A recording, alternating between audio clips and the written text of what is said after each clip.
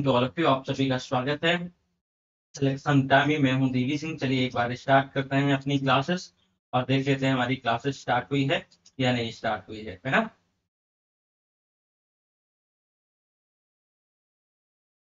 चलिए एक minute.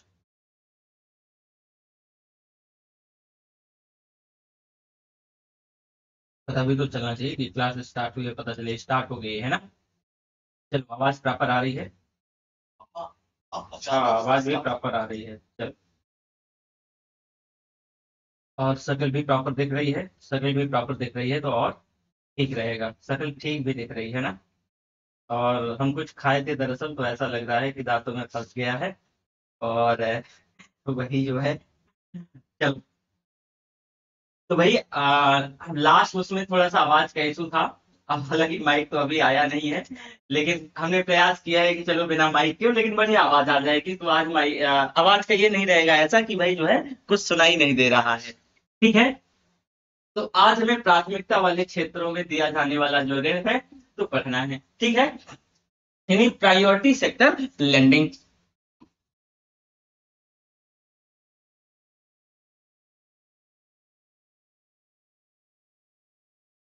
Priority sector sector lending. Priority sector lending.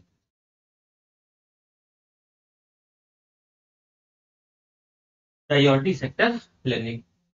तो देखो भाई, प्रायोरिटी सेक्टर लेंडिंग होता क्या है। देखो भाई, कुछ क्षेत्रों को भारत में बहुत ज्यादा महत्वपूर्ण माना गया है और आरबीआई और भारत सरकार ये मानती रही है कि भाई देश के विकास के उद्देश्य से इन क्षेत्रों का विकास भी बहुत जरूरी है। तो इन क्षेत्रों को आरबीआई क्लासिफाई किया है, बांटा है कि भाई प्रायोरिटी क्षेत्र के अंतर्गत कौन कौन से क्षेत्र होंगे। जरा ऐसे समझो कि भारत सरकार कहती है, सरकार कहती है कि भाई अगर हमें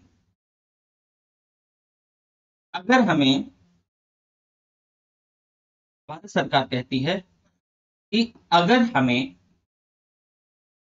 अगर हमें क्या करना है, जो है ना, विकास करना है, विकास करना है, करना है, तो हमारा विकास जो है development of all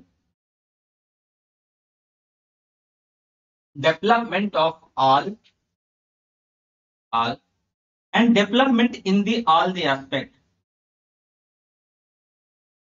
development development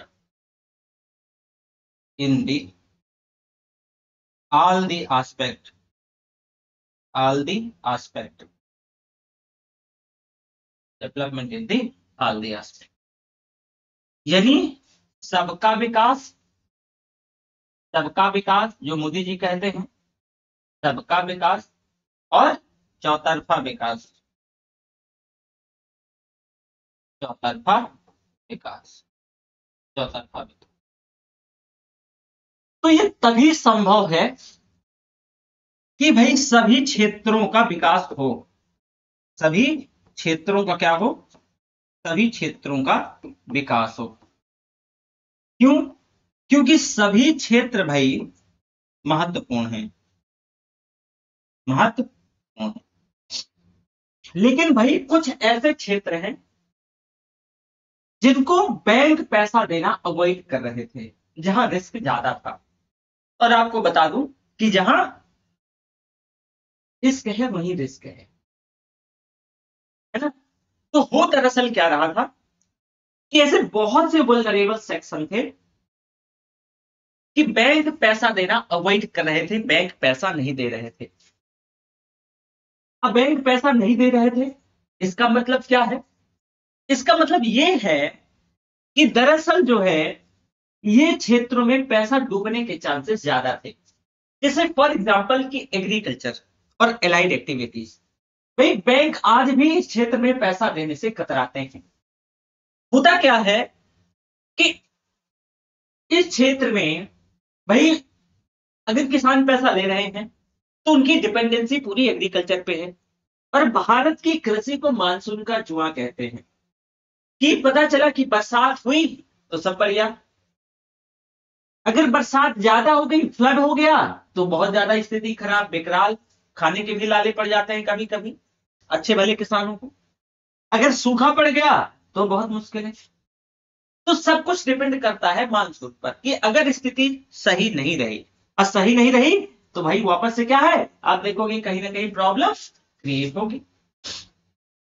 तो अब मान लो किसान भाई लोग पैसा लिए थे बैंकों से, तो पैसा देने में उनसे चूक हो जाएगी। और जब चूक हो जाएगी तो भाई आप देखोगे कि इस क्षेत्र में एनपीए भी बढ़ता जाएगा। तो बहुत सारे बैंक जो है ऐसे क्षेत्रों को पैसा देना जो है अवॉइड कर रहे थे, पैसा देना सुरक्षित नहीं मान रहे थे। अब भाई देश के विकास के लिए ये जरूरी था कि हमें हर एक क्षेत्र में, हर एक सेक्टर में पैसा जाए, ताकि उस क्षेत्र का प्रॉपर विकास हो सके, चाहे वो कृषि या संबंधित क्षेत्र हो, या भाई जो है बुनियादी निर्माण हो, या एजुकेशन हो, या एक्सपोर्ट हो। सभी क्षेत्र में पैसा जाना चाहिए, तभी जो है ना एक प्रॉपर डेवलपमेंट होगा। तो आरबीआई ने कहा कि ऐसे जो प्रायोरिटी वाले सेक्टर हैं कि भाई आपको इन क्षेत्र में, भाई जितना पैसा जहां दे रहे हो तो ठीक है, लेकिन जो प्राथमिकता वाले क्षेत्र हैं, जो प्रायोरिटी वाले सेक्टर हैं, इसमें कुछ पैसा आपको, जो टोटल जो दिया गया ऋण है उसका कुछ ना कुछ अमाउंट लेंड करना पड़ेगा, कुछ ना कुछ पैसा देना पड़ेगा। अगर आप पैसा नहीं दोगे तो फिर हम पेनाल्टी ठोकेंगे। कौन कह रहा है, आरबीआई किसे कह रहा है, बैंकों को कह रहा है कि भाई कुछ ऐसे क्षेत्र हैं जिनमें हर हाल में पैसा जाना चाहिए। तो इन्हीं क्षेत्रों को प्राथमिकता वाले, प्रायोरिटी सेक्टर कहा गया, प्राथमिकता वाले क्षेत्र कहा गया। तो जरा देखो कि कौन कौन से ऐसे क्षेत्र थे। तो देखो इसमें जो है ना ऐसे 12 क्षेत्र हैं बेटा। तो कौन कौन से ये पता होना चाहिए। पहले 4 थे, फिर आरबीआई ने इनको 4 और बढ़ाया था, फिर और 4 बढ़ाया था। तो कृषि एवं संबंधित क्षेत्र,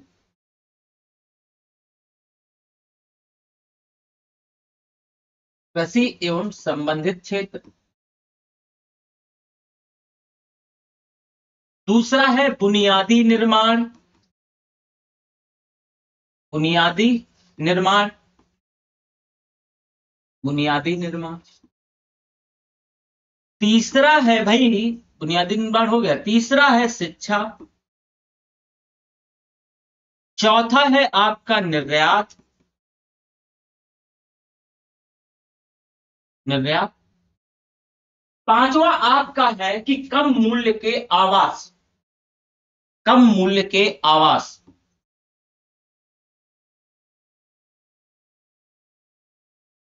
कम मूल्य के आवास,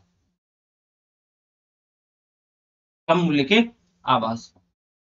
और जो छठा नंबर है वो वल्नरेबल सबसेक्शन, यानी समाज का कमजोर तबका, समाज का कमजोर वर्ग। कमजोर वर्ग में जैसे माइनॉरिटी,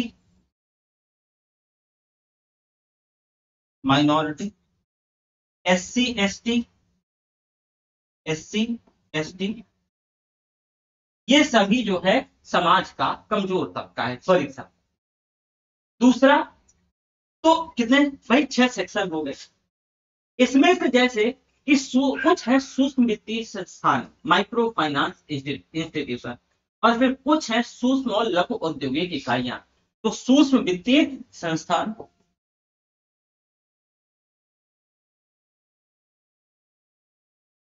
सूक्ष्म वित्तीय संस्थान, वित्तीय संस्थान, संस्थान। अगला है आपका एमएसएमई, यानी माइक्रो, यानी लघु, लघु एमएसएमई। तो क्या बोलेंगे, सूक्ष्म एवं लघु औद्योगिक इकाइयां, सूक्ष्म एवं लघु, सूक्ष्म एवं लघु औद्योगिक इकाइयां, सूक्ष्म एवं लघु औद्योगिक इकाइयां, औद्योगिक इकाइयां।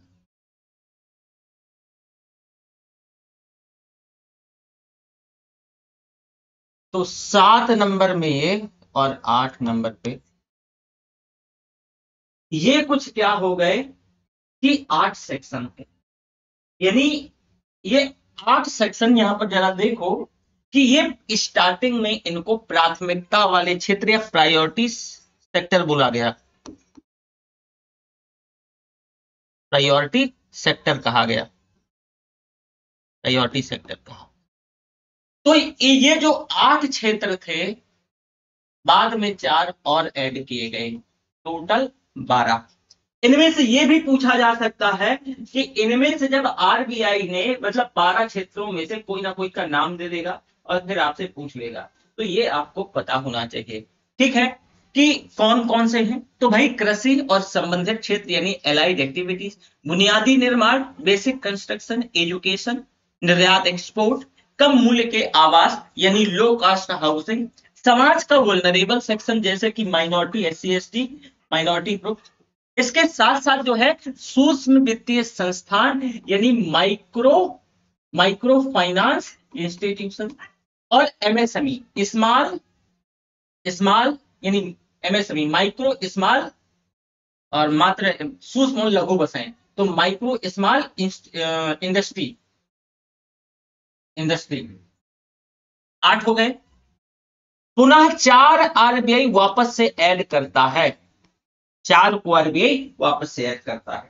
तो 4 और कौन थे कि सामाजिक बुनियादी निर्माण, सामाजिक बुनियादी निर्माण, बुनियादी निर्माण, सामाजिक बुनियादी निर्माण। आप कहोगे कि सर सामाजिक बुनियादी निर्माण जैसे जैसे अस्पताल, जैसे अस्पताल, सामाजिक बुनियादी निर्माण जैसे अस्पताल, स्कूल, स्कूल, ठीक है, इत्यादि।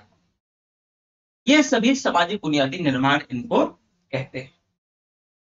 अगला है 10वां नंबर रिन्यूएबल एनर्जी या नवीनीकरणीय नवीकरणीय नवीकरणीय ऊर्जा, रिन्यूएबल एनर्जी, रिन्यूएबल एनर्जी। 10 हो गए।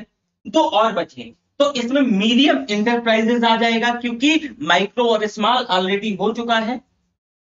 तो 11वां नंबर पे आ जाएगा यानी मध्यम आकार की, मध्यम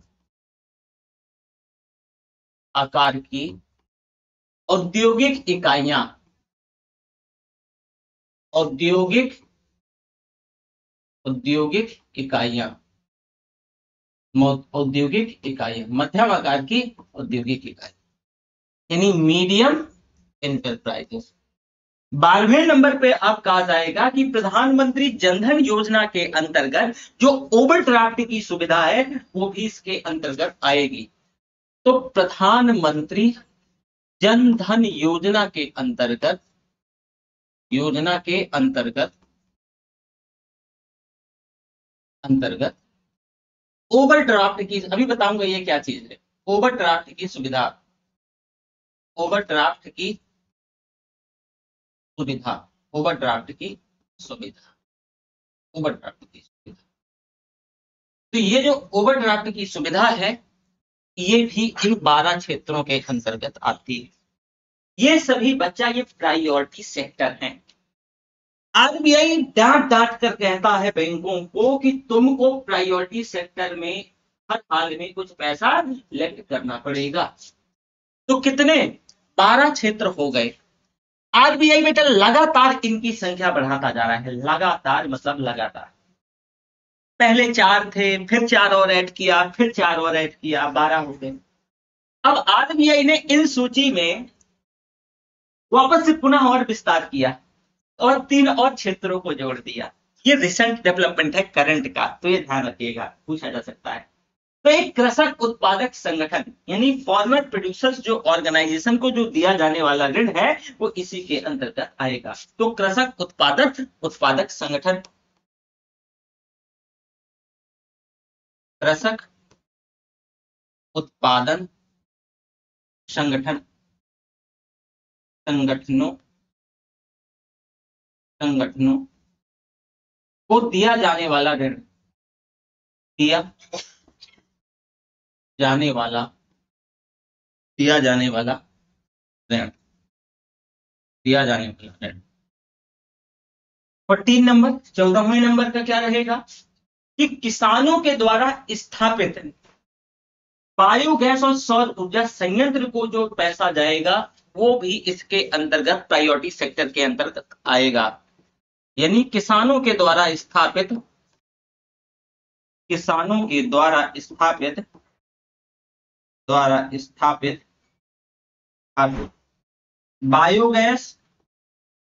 बायोगैस और सोलर प्लांट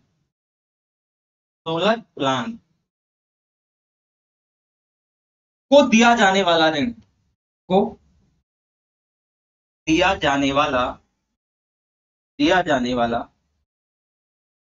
लोन या ऋण, इसके अंतर्गत कंसीडर किया। कितने हो गए? 14 सेक्टर हो गए। इसमें एक और जुड़ेगा, जो स्टार्टअप्स कंपनी है तो उनको जो है 50 करोड़ तक का ऋण दिया जा सकता है, जो स्टार्टअप्स हैं।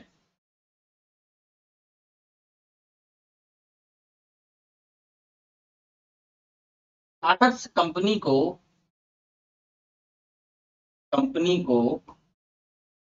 50 करोड़ तक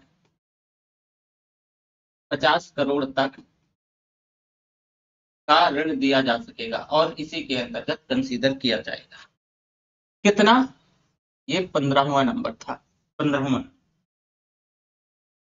तो भाई इन सभी क्षेत्रों में ये जो सारे क्षेत्र थे प्रायोरिटी सेक्टर लेंडिंग के अंतर्गत, ये सभी क्षेत्र क्या थे? आ रहे थे। इसके बाद आरबीआई भारत में कार्यरत जो है भारतीय और विदेशी वाणिज्यिक बैंकों को बाध्य करती है। यानी आरबीआई भारत में जो कार्यरत भारतीय और विदेशी वाणिज्यिक बैंकों को ये करने के लिए बाध्य करती है कि आप जितना भी पैसा ऋण के तौर पे दोगे उसका कम से कम 40% हिस्सा इन्हीं प्रायोरिटी सेक्टर में देना पड़ेगा। मतलब कि गवर्नमेंट ऑफ इंडिया, भारत सरकार कहती है, भारत सरकार भारतीय और विदेशी बैंकों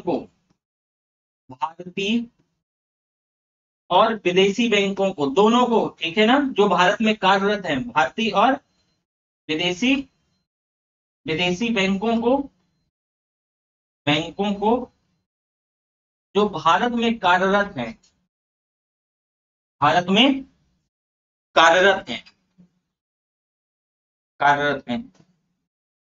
कि आप टोटल दिए हुए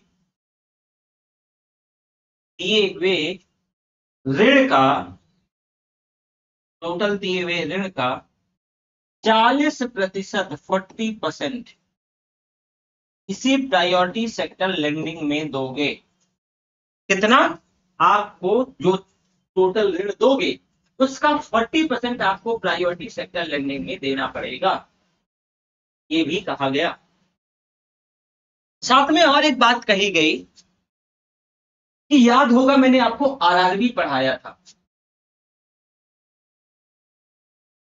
और आरआरबी के बाद आगे मैं आपको स्मॉल फाइनेंस बैंक भी पढ़ाऊंगा। तो एक बात कही गई, अगला पॉइंट, कि आरआरबी के द्वारा, रीजनल रूरल बैंक के द्वारा, RRBs and regional rural bank के द्वारा, इसके साथ साथ और जो है small finance bank, small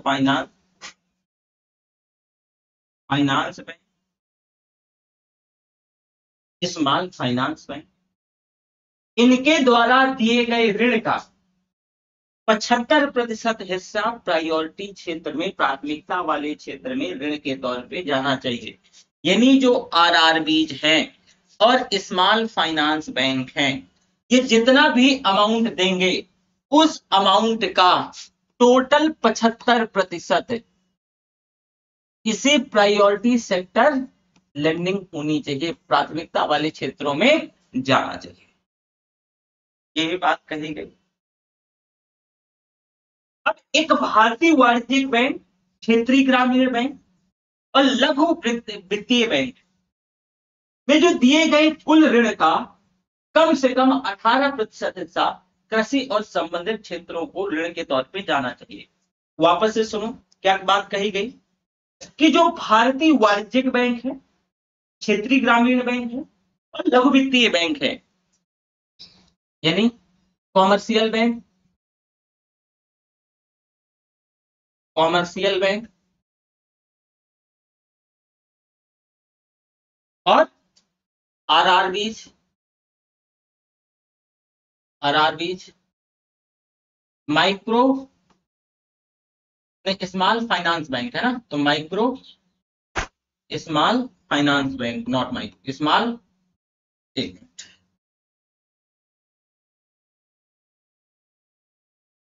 small finance banks, इनको कहा गया कि तुमको जो ऋण दोगे टोटल लोन का आपको 18% एग्रीकल्चर और एलाइड एक्टिविटीज में जाना चाहिए। Agriculture and allied activities, allied activities में जाना चाहिए। कहा गया कि तुम जितना पैसा लेंड करोगे उसका 18% वही कृषि और जो संबंधित क्षेत्र था उस क्षेत्र में जाना चाहिए। प्राथमिकता वाले क्षेत्रों में ध्यान से वापस से सुनो कि 18% हिस्सा कृषि और संबंधित क्षेत्रों में जाना चाहिए। अब ये 18% प्राथमिकता वाले क्षेत्रों में दिए गए ऋण का ही हिस्सा होगा, मतलब कि जो 40% आपने क्या किया था, दिया था, इसी 40% में ये जो आपका 40% है, इसी 40% में जो 100 का 18% निकल के आएगा तो 18 रुपया कहां चल, मान लो कि किसी बैंक ने 100 रुपए दे रखा था तो 18 रुपए तो एग्रीकल्चर और एलाइड एक्टिविटीज में चला गया, तो जो रेस्ट ऑफ अमाउंट है यानी कितना 22% वो बाकी के क्षेत्रों में जाएगा और बाकी का अमाउंट, वापस से जल्दी से चलो, ये याद देख रहे हो, सबसे पहला ये तो इस क्षेत्र में जाएगा, यानी देखो इधर कलर दिख रहा है, अच्छा ये कलर थोड़ा सा और दूसरा ले लेते हैं, है ना, ये कलर देखना चाहिए, बढ़िया से दिखता है क्या, हाँ ठीक है। तो ये देखो ये जो कलर है आपका, तो वही कहा गया कि भाई एक बैंक मान लो कि जैसे कि आपका इंडियन कॉमर्शियल बैंक है या आरआरबीज है, आरआरबीज है, या फिर आपका स्मॉल फाइनेंस बैंक, ये मान लो इनने 100 रुपए दिया मार्केट में, इस 100 रुपए में से सबसे पहले 18 रुपए तो चला गया कहां, इस एलाइड एक्टिविटीज में, एग्रीकल्चर एंड एलाइड एक्टिविटीज में, और बाकी रेस्ट ऑफ 20%, बाकी ये जो 14 क्षेत्र थे, टोटल 15 थे, तो 14 क्षेत्र में 14 क्षेत्रों में चला जाएगा। टोटल अब देखो 22 और 18 हो जाएगा कितना 40, वही तो है 40% ही तो टोटल में सब में देना था, तो ये ध्यान रखना, यहां से कंफ्यूज मत कीजिएगा, बहुत इंपॉर्टेंट, ठीक है। अब यदि एक बैंक इन ये जो शर्तें हैं इनका अनुपालन करने में चूक जाए, मान लो कि कोई बैंक इनका पालन नहीं कर पाता, वो चूक जाता है, तब दंड के तौर पे उतनी धनराशि जो कि निर्धारित सीमा से कम है वह बैंक नाबार्ड के अंतर्गत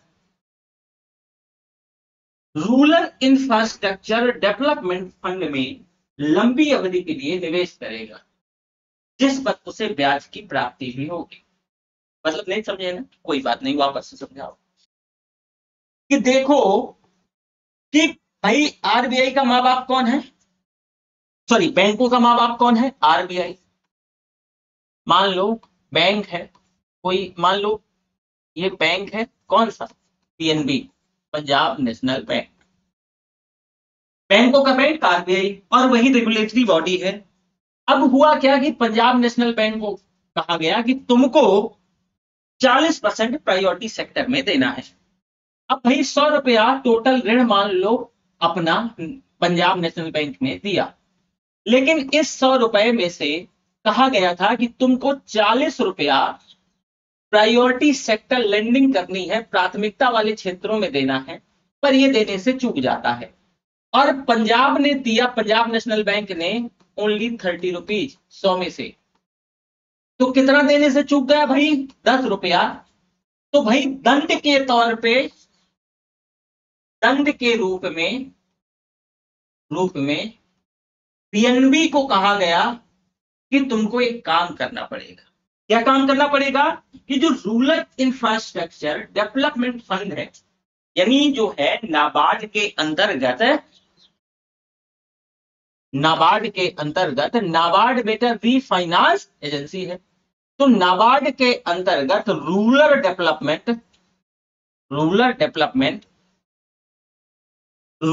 इंफ्रास्ट्रक्चर डेवलपमेंट फंड है ना, रूरल इंफ्रास्ट्रक्चर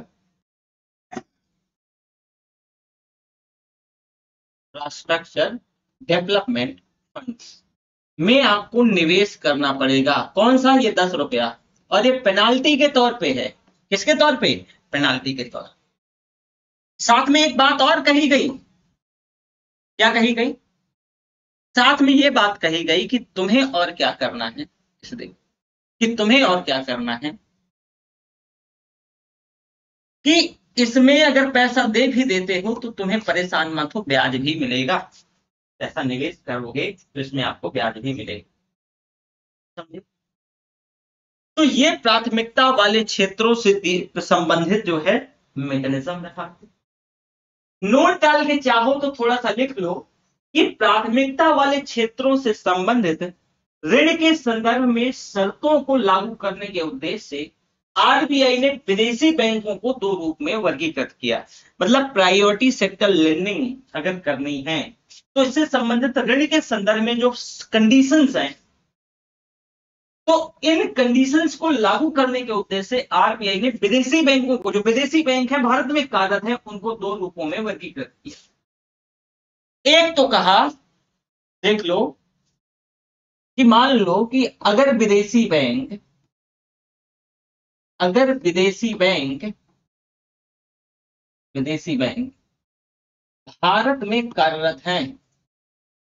में कार्यरत हैं, तो प्रायोरिटी सेक्टर लेंडिंग क्या उनको करनी पड़ेगी? अगर करनी पड़ेगी तो उनके लिए रूल्स एंड रेगुलेशंस कैसे हैं? कैसे हैं? तो इन विदेशी बैंकों को दरअसल 2 श्रेणियों में पहले बांटा गया। एक कहा गया कि वो विदेशी बैंक जिनकी भारत में 20 या 20 से ज्यादा शाखाएं हैं, मतलब कि जिसकी भारत में 20 से ज्यादा शाखाएं हैं, 20 से ज्यादा शाखाएं, जिसकी भारत में 20 से ज्यादा शाखाएं, और जिसकी भारत में 20 से कम शाखाएं हैं। नियम अलग अलग हैं। 20 से कम शाखाएं हैं, 20 से कम शाखाएं हैं। तो आप बताओ कि इनके लिए क्या क्या नियम और कानून हैं। तो ये कहा गया कि जिन विदेशी बैंकों का भारत में 20 या 20 से ज्यादा शाखाएं हैं, वे अपने द्वारा दिए गए कुल ऋण का कम से कम जो है 40% प्राथमिकता वाले क्षेत्रों में देंगे। जो वही नियम अपने जो भारतीय कॉमर्शियल बैंक आरआरबी और स्मॉल फाइनेंस बैंक के लिए लागू। स्मॉल फाइनेंस के लिए तो ये 75% था, आरआरबी के लिए 75% था, ध्यान रखना, ठीक है ना। जो यूनिवर्सल कॉमर्शियल बैंक है उनके लिए 40% था। तो वही जो है ना, ये जो है यहाँ पर भी लागू होगा कि आपको भी भाई प्रायोरिटी सेक्टर लेंडिंग 40% करनी होगी, इतना देना होगा। अगर जिसकी शाखाएं, और इसमें से ये भी ध्यान रखिएगा, इसमें से 18% अगेन कृषि और एलाइड एक्टिविटीज में जाना चाहिए, पैसा उतना देना पड़ेगा। अगर मान लो कि वैसे विदेशी बैंक जिनकी शाखाएं भारत में 20 से कम है, तो उनको क्या करना पड़ेगा, उन्हें सबसे पहले दिए गए कुल ऋण का 32% हिस्सा प्रायोरिटी क्षेत्र में देना पड़ेगा।